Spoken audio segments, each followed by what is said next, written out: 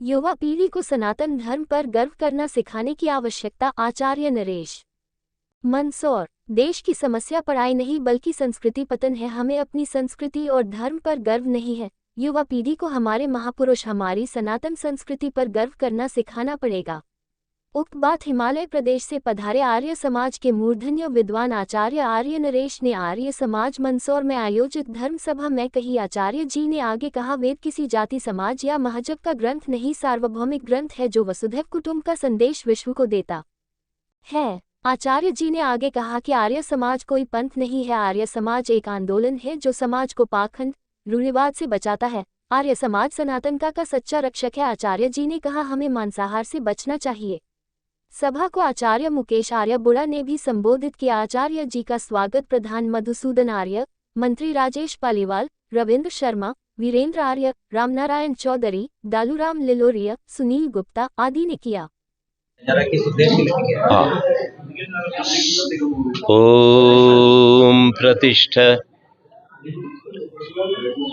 मैं आचार्य आर्य नरेश, भूतपूर्व civil engineer और भूतपूर्व आर्य प्रतिनिधि सभा हिमाचल का प्रधान, गत वर्ष से लगभग 55 वर्ष से मैं सेवा में लगा हुआ हूँ। मेरे जीवन का लक्ष्य है कि हम अपने भारत को श्रेष्ठ बनाएं, एक बनाएं और अपनी भारत की प्राचीन संस्कृति को लाकर दोबारा विश्व गुरु बने।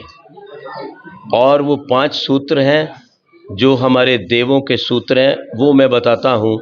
और पूरी दुनिया में, भारत में नहीं, साउथ अफ्रीका क्या, मोजाम्बिक क्या, स्वाजीलैंड क्या और फिर मॉरिशस तक में मैं प्रचार करता हूँ और ये बताता हूँ कि विश्व का धर्म सनातन धर्म है।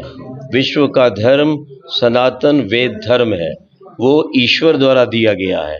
धर्म ईश्वर से चलता है और लड़ाने वाले खूंखार मजहब, खून खराबे वाले मनुष्यों से चलते हैं। हमारी संस्कृति 1 अरब 96 करोड़ वर्ष पुरानी है। हमारे लिए भगवान का उपदेश है, संग गच्छध्वम संवदध्वम, तुम एक रहो, मिलकर बोलो, प्यार से रहो, धरती के ऊपर जो भी मिला है उसको मिल बांट करके खाओ। तो मैं लोगों को ये समझाने का प्रयास करता हूँ कि बिना छुआछूत, बिना जाति पाति के एक रहो और एक ईश्वर को मानो जिसका मुख्य नाम ओम है। वो चेतन है, हमारे बीच में है, उसके कारण ही हम सांस लेते हैं और वो एक है। ये सिद्ध करता है, क्या सिद्ध कर रहा है कि सब दुनिया के जितने भी मनुष्य हैं सबका नक्शा एक है, किसी की आंख पीछे नहीं लगी हुई। इसलिए एक रहो और सूरज पर, चंद्रमा पर, पृथ्वी पर किसी का नाम नहीं लिखा। इससे पता चलता है कि भगवान जो कुछ देते हैं सबके लिए बराबर देते हैं। और ठीक इसी तरह से जैसे सूर्य, चंद्रमा, पृथ्वी पर किसी का नाम नहीं, वैसे ही वेद में भी किसी जाति का, किसी पंथ का और किसी देश का नाम नहीं। वेद भी एक सबके लिए यूनिवर्सल रिलीजन है, सारे विश्व का धर्म है। और अगर उसके ऊपर एक हो जाएंगे तो विश्व में शांति होगी। तो हमें अपने जीवन के अंदर 5 सूत्रों को धारण करना है जो मैं बताता हूँ। अपने आत्मिक विकास के लिए ओम का ध्यान करो, जो चेतन हमारे बीच में रहता है, जिसके कारण हमारे श्वास चल रहे हैं। ओम का ध्यान, वेद का ज्ञान, जो वेद हमें ठीक रास्ता बता रहा है भगवान का, उसके ऊपर चलना चाहिए हमें, जिस पर हमारे ब्रह्मा, शिव, राम, कृष्ण आदि ऋषि ध्यान चलते थे। तीसरी बात, यज्ञ का अनुष्ठान। अपने पर्यावरण को, वायुमंडल को शुद्ध रखें, उसका सबसे अच्छा उपाय है यज्ञ। रोगों को ठीक करता है, समय पर वर्षा आती है, वनस्पतियों को जीवन मिलता है और हमारे रोग ठीक होते हैं। हमें यज्ञ करना चाहिए। उसके बाद अपने देश के लिए अच्छी संतान देनी चाहिए, जो देशभक्त हो, धार्मिक हो, गौ सेवक हो। और 5वीं बात, अगर हम सच्चे इंसान हैं तो हमें अपना राष्ट्र भक्त होना चाहिए। ये 5 काम संसार में कोई पशु पक्षी नहीं कर सकता। मैं पूछता हूं मनुष्यों और पशुओं में क्या अंतर है, मनुष्य क्यों महान है, तो उत्तर मिलता है कि हमारे पास बुद्धि है। और ये बहुत मूर्खतापूर्ण उत्तर है, क्योंकि बुद्धि हर प्राणी में है।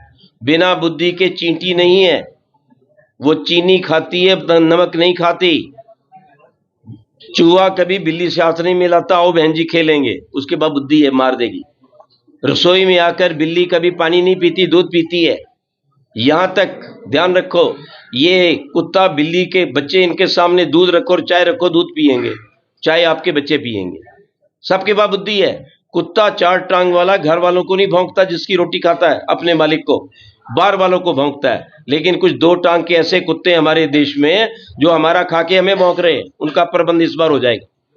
तो मेरा कहने का मतलब है, हमारे महान होने का कारण बुद्धि मात्र नहीं है।